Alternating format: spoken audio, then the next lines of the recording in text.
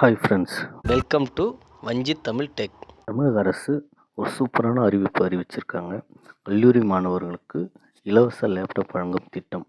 20 லட்சம் லேப்டாப்களை கொள்முதல் செய்ய தமிழ்நாடு அரசு முடிவு செய்திருக்கு.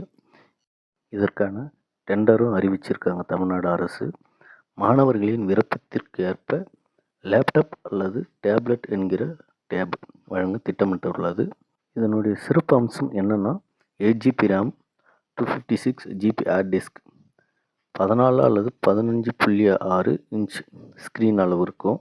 ஸோ இது ஒரு நல்ல ஒரு சூப்பரான திட்டம்னு சொல்லலாம். ஸோ இதை மாணவர்கள் பயன்படுத்தி கொள்ளவும். இது மாணவர்களுக்கான ஒரு அருமையான திட்டம் என்று சொல்லலாம். இதை எல்லா மாணவர்களுக்கும் தெரியப்படுத்தவும், ஷேர் செய்யவும். தேங்க்யூ.